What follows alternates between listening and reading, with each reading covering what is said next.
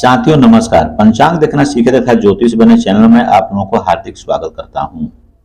चर्चा आज हम लोग करते हैं कि क्या पंचांग में भी कुंडली के 12 भावों के बारे में तथा स्थिर कारक ग्रह के बारे में चर्चा की गई है अथवा नहीं।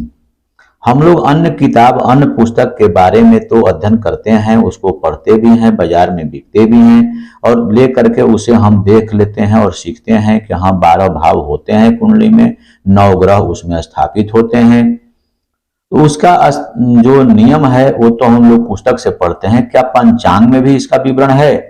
तो हाँ साथियों, निश्चित रूप से पंचांग में विवरण है। पंचांग के अध्ययन करने की आवश्यकता है।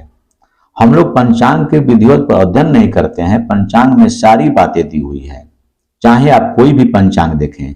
जैसे मैं आपको ऋषिकेश पंचांग रखता हूं जो काशी से प्रकाशित होती है, उसी प्रकार बहुत से देश में हमारे पंचांग का निर्माण होता है। अनेक पंचांगकर्ता पंचांग का प्रकाशन करते हैं।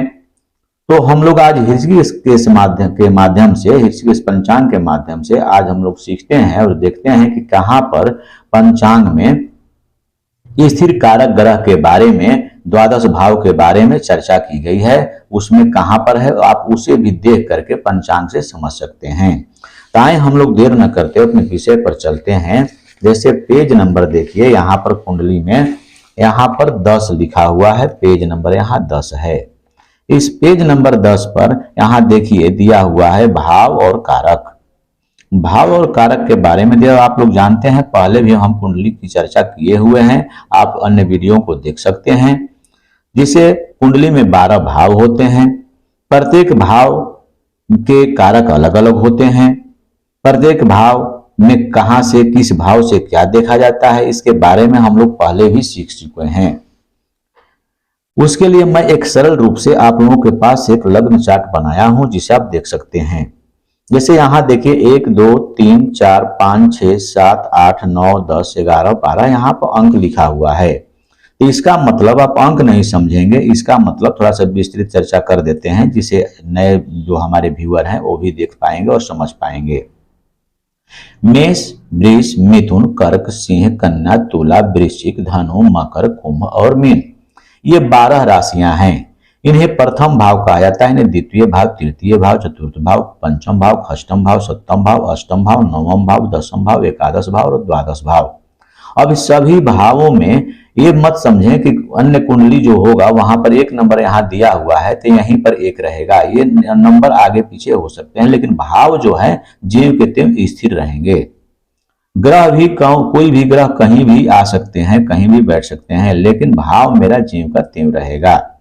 अब रही कि हमें प्रथम भाव से क्या देखने को मिलता है, क्या वहां से फल देखते हैं, द्वितीय भाव से क्या देखते हैं, तृतीय भाव से क्या देखते हैं, जो कि यहाँ पर देखिए मैं सामने ही रख दिया हूं, आप देख सकते हैं। एक नंबर जो भाव है यानी प्रथम भाव, वहां से तनु यानी शरीर के बारे में अध्ययन किया जाता है।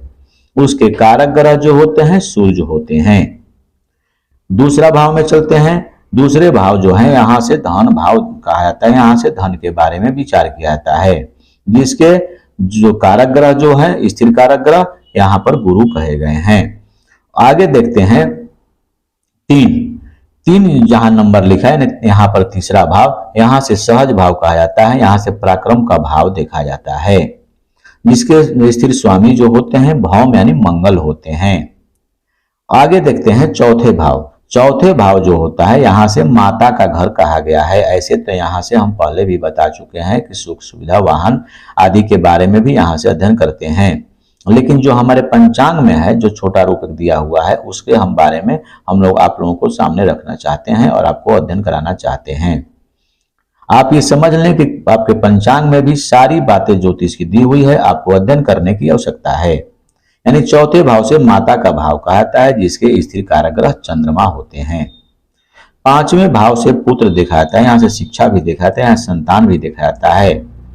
तो पुत्र भाव 5वां का भाव होता है, जिसके स्वामी जो होते हैं इसके स्थिर कारक ग्रह जो होते हैं वो मंगल कहे गए हैं, गुरु कहे गए हैं, गुरु कहे गए हैं। छठे भाव जो है, छठे भाव से रोग भाव देखा जाता है, रोग, रिपु और ऋण देखा जाता है। यहाँ से इसके स्वामी में इसके जो कारक स्थिर कारक ग्रह हैं वह मंगल हैं। आगे देखते हैं सातवां भाव। सातवां भाव को जया भाव कहा जाता है, यहाँ स्त्री का भाव कहा जाता है। यहाँ से हम लोग जो है स्त्री के बारे में अध्ययन करते हैं, उसके स्वभावशील या गुण कैसे होंगे इस सब के बारे में या वासना के बारे में यहाँ से अध्ययन किया जाता है। इसके स्थिर कारक ग्रह शुक्र होते हैं। यहाँ 8 नंबर जहां लिखा है अष्टम भाव, ये भाव जो है मृत्यु भाव कहता है, आयु यहाँ से देखा जाता है, आयु का भाव कहा जाता है। इसके स्वामी कहें या स्थिर कारक ग्रह जो है, स्वामी तो मंगल हो जाएंगे 8 नंबर है तो, लेकिन स्थिर कारक ग्रह इसके शनि कहे गए हैं। 9वें भाव से हम लोग यानी भाग्य भाव कहा जाता है, यहाँ से भाग्य देखा जाता है, आध्यात्म भी देखा जाता है।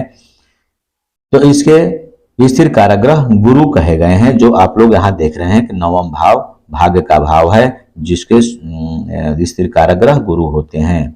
10वां भाव यानी कर्म का भाव कहा जाता है, यहाँ से हम के स्थिर कारक ग्रह जो है बुध होते हैं।